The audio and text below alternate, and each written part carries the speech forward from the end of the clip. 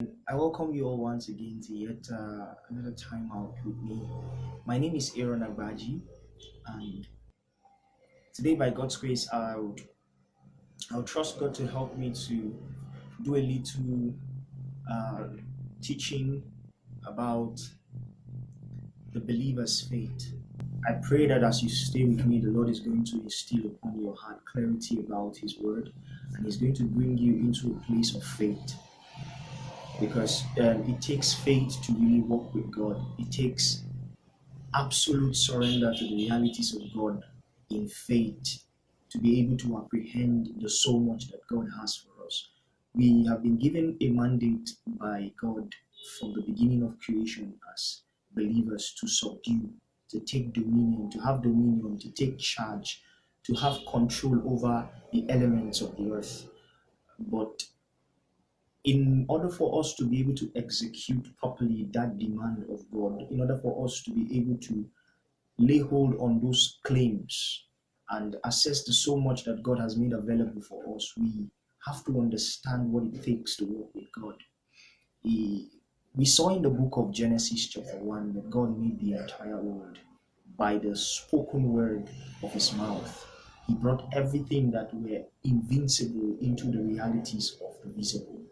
And in the process of making the entire world, God had an intention. And this intention is scattered all over the scriptures. The blueprints of God's intentions are not far-reaching. As much as they are not far-reaching, it takes a man that is full of faith to be able to apprehend to a large degree and a large extent this perception of God, this mindset of God. Because God is the greatest visionary ever existed. He envisioned creation even before creation came into being.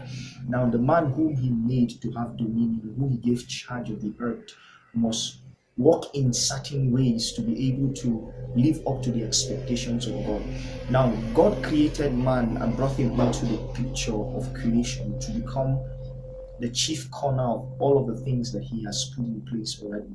Now, what is the demands? What are these demands?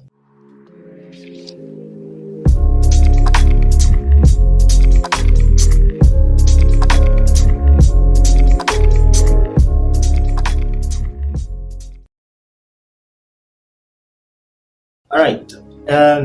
You're welcome back. And just in case you are new to my channel and then you've not yet subscribed to my channel, I'd like to tell you to help me do a favor. Just click on the bell notification somewhere around the screen and to say subscribed. And then if you'd like to share this video also to somebody who perhaps might need to be blessed also. All right. So talking about the demands of God. No inventor ever build a particular invention, will come up with a particular invention without a demand. A demand from the people who he intends for to become beneficiaries of that invention. And this demand is in keeping to his intent as an inventor. And God, as the greatest visionary and as the greatest inventor that ever existed, that perfectly pieced earth together, and he had given it to the sons of man to inhabit. Now, one of the demands we saw from God to man as an intention for creation was that man should dominate. Now, there are a lot of theories about dominion, about man's dominion over creation.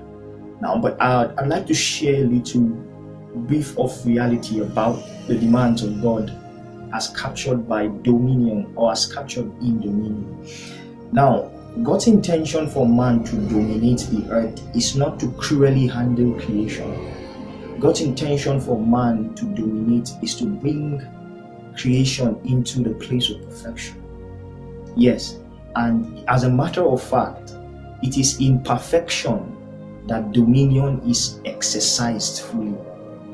But if you further go into the demands of God, you discover that God doesn't just want man to dominate over the earth. He also wanted man to subdue, to replenish the earth also, and then to multiply. Now, These three coordinates put together is what forms the authority structure of man over creation. Because God was the author of the universe, the maker of the heaven and earth, as we saw in the book of Genesis chapter 1. Man is the image, man was also made in the image of God, after the likeness of the Creator, meaning there's so much endowment of possibilities that are resident in God is also resident in man. So God putting man on this side of eternity is a picture, is a graphical picture that illustrates his intention as God, or his personality as God. And what's that personality? The personality of authority, the personality of power, a personality of great, enormous ability of creativity. Now, we saw creation in a state of dilemma in the book of Genesis chapter 1, full of darkness. There was nothing about the earth that was to be looked upon. There was nothing about the earth that was beautiful enough for you and I to be able to behold. But the power of God, the creative power of God, stepped into the scene right in the midst of that darkness, cast out a light that could not be comprehended up until now by men. Because the journey of man so far, the journey of the fallen man so far, is a journey that is awkward in the sense that the fallen man is trying to find means on how to operate the things that he did not create. The fallen man is on the verge, on a series of adventure, trying to find his way around things that he did not build. But on the flip of the coin, on the other hand of the coin, we saw that God's intention for man was not to go about trying to explore the things that God made, but rather to have dominion over the things that God had made. Because there were a lot of things God put in place for man that man is not aware of. It will take God by his power and by his innovative, inventive, creative perception to bring man into, for man to be able to lay hold on these things. God did not call us to have an adventure into the things he had created. No, God called us to have dominion over the things he has created. In other words, he made us in his image to co-handle the things that he has made. Now, this brings us to the place of the faith talk. Now, faith is the reality of the things that we cannot see. I call them the reality of the things that we cannot see because reality first exists in the unknown. And how do I know reality first exists in the unknown? God had a perception, God had a dream for creation, but creation was not in place. And the creation God had in perception, the creation God wanted to change, had nothing in it to be changed, had no beauty in it to be admired. But we saw that reality, first of all, existed in the heart of God, existed in the creative perception of God. And out of that creative perception, out of the wells of God's knowledge, he was able to speak creation into being. So even though creation had no beauty in it to be desired, creation yet had so much in it that God saw beyond just the darkness. And God began by his realities, by the realities of the so much inside of him, began to speak into creation. And as he spoke into creation, as he spoke those realities into creation, they became. So faith is the realities of the things that we cannot see. Now, because faith is the realities of the things we cannot see, it takes faith, it takes surrender, it takes submission to the lordship of God and to the authority that is greater than every other authority, which is the authority of God, to be able to apprehend creation, to be able to subdue creation, to be able to control the things and the elements in creation. Now, in a faith journey, because it is a reality of things we cannot see, it makes it very difficult for us to take this journey to follow God, because we don't understand in full, in totality, what God's desires are. It becomes difficult for us to follow God. But in the midst of that difficulty is where the beauty of faith is. And the beauty of faith is that every step of the way where we find ourselves not understanding the ways of God, we come again anew, afresh, into the place of submission, saying, God, I don't know what's ahead, but if you show me, if you give me your word as a guide and as a light, just like the book of Psalm 119 verse 105 said, if you give me your word as a light to my feet, then I will be able to understand. Now, in our journey of faith, most importantly, what is needed is obedience.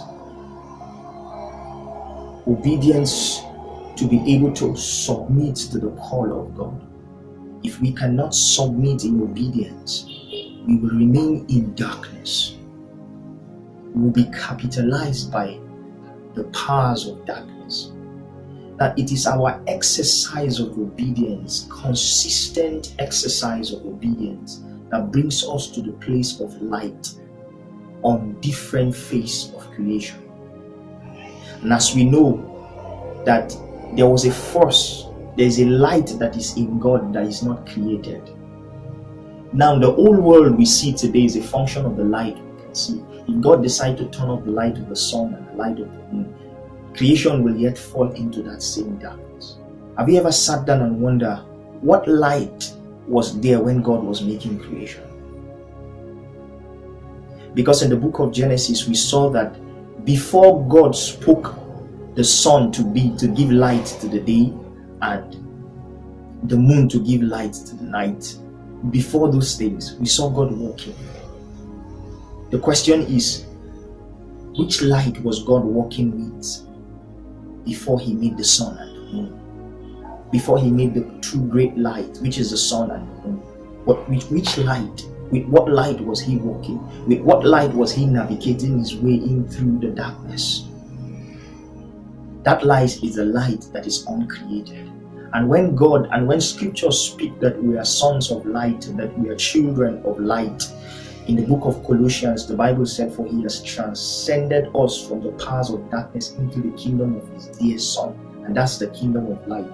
Now, if we don't understand this light, we will not understand what it takes to walk with God in faith and obedience. That scripture speaking says that God resides and he dwells in a light wherein no man can approach. That is the light we speak of. It is a light that is not created. It is not a light that the sun gives. Because when you quickly move to the book of Revelations and in chapter 22, the Bible said that in that city that God intended to create, he said there God becomes the light of them thereof. They would no longer need the light of the sun to give them brightness, but God himself will become their light. So it is in submission and obedience that God begins to unfold for us the layers of this light. And as we follow in obedience, we get the picture of what God's intention for creation is. We are sons of light, and we are being sentenced by that sonship, to become obedient followers of Christ. Now it is in our obedience that we understand the intentions of God and the mind of God. We live in dark times. As a matter of fact, this darkness that I speak of has come to stay. We're not prophesied of in scripture. We're not giving the words of God in scripture just for fancy or just to fill the pages of the Bible as history book, as something. No, we're giving the Bible because they are the truth of God's word.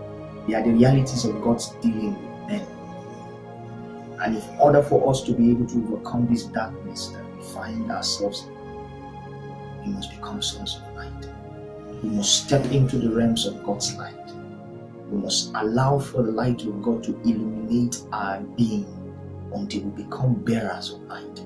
Because it will take only sons of light to bring deliverance again to the sons of Jacob, to bring deliverance to the world. That same light that was not created, that same light that brought value, that gave essence to the world in the beginning. We must run back to that same light in order for us to be able to save the day, because there is yet another day of rest, and that's where we are tending towards. Thank you very much. My name is Aaron Abaji. God bless you. Do not forget to subscribe and share this video perhaps to somebody that needs to be blessed. Thank you, and God bless you.